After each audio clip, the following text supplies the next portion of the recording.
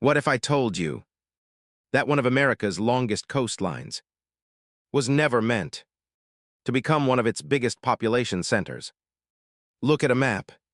From New York to Florida, America's East Coast is packed with millions of people.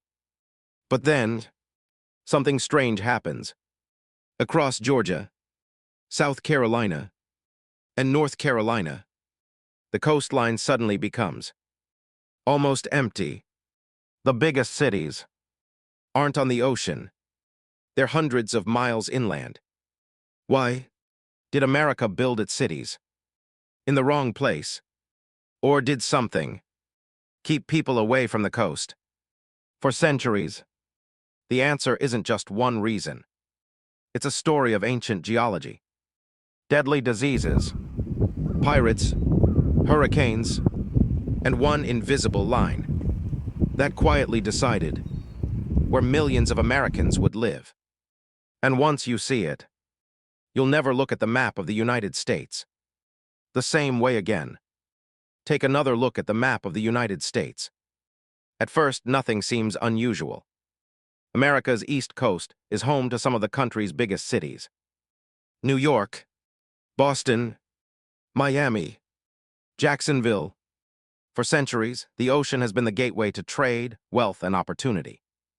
So you'd expect the same pattern all the way down the coast. But it suddenly disappears. Between Virginia and Florida lies one of the strangest population gaps in America. Georgia, South Carolina, and North Carolina all have long Atlantic coastlines. Yet their biggest cities aren't built beside the ocean. Instead, they're far inland. Atlanta, Charlotte, Columbia, Raleigh. On paper, it makes no sense. Throughout history, the world's greatest cities have almost always grown beside the sea. Ports became cities. Cities became economic powers. That's how New York grew. That's how Boston grew. So why didn't it happen here? Why did millions of Americans build their future away from one of the most valuable coastlines in North America? Was it bad planning? Bad luck? Or was there something about this coast that kept people away for centuries? The answer begins millions of years before the United States even existed. Long before the first European ships crossed the Atlantic, nature had already made a decision that would shape where millions of Americans would eventually live. And it all started with a mountain range, older than almost anyone realizes. To understand why this coastline stayed so empty, we first have to go back more than 300 million years. To understand this mystery, we have to travel back more than 300 million years. At that time, there was no United States, no Atlantic Ocean as we know it, no cities, only a massive mountain range that once rivaled today's Himalayas. Scientists call it the Appalachian Mountains. Over millions of years, wind, rain, and rivers slowly carved those giant peaks apart. The rocks didn't simply disappear. They were carried east, grain by grain, until they settled along the edge of the continent. That's how a vast new landscape was created. Today, it's known as the Atlantic Coastal Plain. Unlike the rocky coastlines farther north, this region became flat, sandy, and filled with marshes, wetlands, and barrier islands. At first, that might not sound important, but this landscape would quietly shape the future of an entire region. Building farms was harder. Roads were difficult to construct. Large settlements faced constant challenges from poor soil and waterlogged ground. Meanwhile, just a little farther inland, the land was completely different. Rolling hills, hard bedrock, more stable ground, healthier rivers, and better conditions for farming and building. It was almost as if nature had drawn an invisible line across the southeast. One side favored permanent cities. The other fought against them. But geography alone wasn't enough to explain why America's biggest cities avoided the coast. There was another hidden force, one that early settlers discovered the moment they sailed inland. A natural barrier so important that it quietly determined where towns would grow, where trade would stop, and where future capitals would rise. It became known as the Fall Line. And without realizing it, this invisible line would shape the future of millions of Americans. The Fall Line wasn't just a geographic feature. It became one of the most powerful invisible borders in American history. For early settlers, rivers were everything. There were no highways, no railroads, no airports. If you wanted to move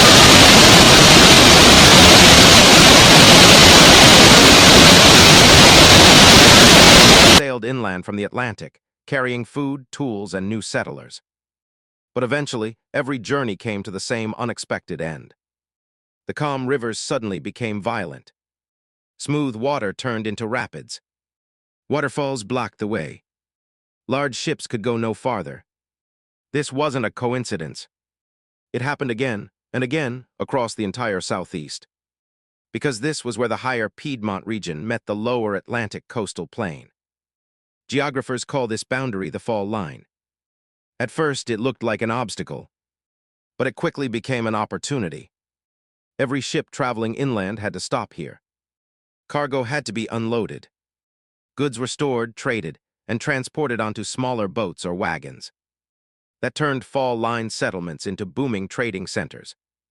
Merchants gathered there. Warehouses appeared. Businesses followed. And before long, entire cities began to grow. Places like Augusta, Columbia, Raleigh, Richmond, and even Washington, D.C. all owe part of their early growth to this invisible line. The rivers offered something else, too. As water rushed over the falls, it created a powerful source of energy. Long before electricity, that moving water powered mills, factories, and workshops. Industry grew inland, while the coast remained mostly focused on shipping. Over time, a new pattern emerged. The coast became the front door, but the interior became the engine. And that pattern still shapes the Southeast today. But even with the fall line creating successful inland cities, one question still remains. If coastal cities like Charleston and Savannah had excellent natural harbors, why didn't they grow into giants like New York or Boston? The answer had nothing to do with trade. It had everything to do with survival. Because the greatest enemy of the Southeast coast wasn't geography. It was what lived inside its swamps. If geography made life difficult, nature made it dangerous. The coast of Georgia and the Carolinas wasn't just covered with rivers and marshes. For centuries, it became one of the deadliest places to live in North America. Every summer, the wetlands turned into the perfect breeding ground for mosquitoes. And those mosquitoes carried one of history's most feared diseases: malaria. Today, it's easy to forget how terrifying malaria once was. But for hundreds of years, it killed millions of people around the world. Along America's southeast coast, it became part of everyday life. During the 1700s and 1800s, entire communities expected outbreaks every summer. Many wealthy families left the coast as temperatures rose, moving inland until the season passed.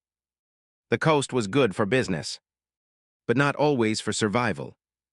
And malaria wasn't the only problem. Powerful hurricanes struck the coastline again and again.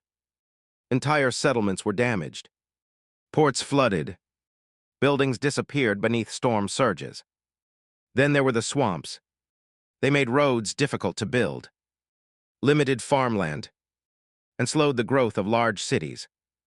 Even the ocean itself could be deadly. Just off the coast of North Carolina lies the Outer Banks, a chain of shifting barrier islands where powerful currents collide. For centuries, thousands of ships were wrecked there. The area became so dangerous. Sailors gave it a chilling nickname: the graveyard of the Atlantic. Imagine being a merchant arriving from Europe. You finally reach America, only to face hurricanes, disease, treacherous waters, and endless marshes. Suddenly, building farther inland doesn't seem like a bad idea. And that's exactly what happened. Year after year, generation after generation, America's biggest cities continued growing away from the coast. But then something unexpected happened. One city, with no coastline, no major river, and almost no natural advantages, would rise to become the economic capital of the entire Southeast. Its name was Atlanta, and its success changed the future of the region forever. By the early 1800s, America was changing. Ships were no longer the only way to move goods. A new technology was transforming the country. The railroad. For Georgia, this created an opportunity. Instead of depending only on the coast, leaders wanted a railway connecting the Southeast with the growing markets of the American interior. To build it, engineers selected a point in northern Georgia where several rail lines could meet. There was nothing special about the location. No major river, no coastline, no natural harbor. In fact, almost nothing was there. That place would become Atlanta. What started as a railroad stop quickly became the transportation hub of the Southeast. More railroads arrived. Businesses followed. Factories opened. People came looking for work. Then highways were built. Later came one of the busiest airports in the world. Each new connection made Atlanta even stronger. The same story unfolded across much of the Southeast. Charlotte became a banking center. Raleigh grew into a center for education and technology. Columbia remained the political heart of South Carolina. Meanwhile, the coastal cities kept doing what they had always done. Savannah, Charleston, and Wilmington remained important ports. Ships still arrived. Cargo still moved. Trade never disappeared. But the biggest industries, the fastest-growing businesses, and the largest populations were now hundreds of miles inland. The pattern that had started with ancient geology continued through railroads, highways, and modern aviation. What nature had begun millions of years earlier. Technology never reversed. It simply reinforced it. Today, Atlanta has millions more people than any coastal city in Georgia. Charlotte is one of America's fastest-growing financial centers, and the Southeast's economic power lies far from the Atlantic Ocean. But this story isn't really about Atlanta, or railroads, or even geography. It's about something much bigger. How invisible forces, acting over millions of years, can quietly shape where entire civilizations choose to live. So was this empty coastline ever really a mystery? Or was it simply the result of nature making a decision, long before humans ever arrived? At first, this looked like a mystery. A long coastline, with surprisingly few major cities. It almost felt like someone had forgotten to build there. But the deeper we looked, the clearer the answer became. Millions of years ago, ancient mountains began to erode. Their rocks formed a vast coastal plain. Rivers carved an invisible boundary known as the fall line. Swamps spread across the lowlands. Malaria made coastal life dangerous. Hurricanes punished the shoreline. And later, railroads, highways, and airports turned inland cities into economic giants. None of these forces seemed powerful enough on their own. But together, they quietly shaped where millions of Americans would live. Today, Atlanta, Charlotte, Columbia, and Raleigh stand as proof that geography isn't always about where people can build. Sometimes, it's about where nature quietly encourages them to stay. The empty coastline of the Southeast isn't the result of bad planning. It isn't an accident. It's the product of geology, climate, disease, history, and human adaptation, all working together across hundreds of millions of years. That's what makes geography so fascinating.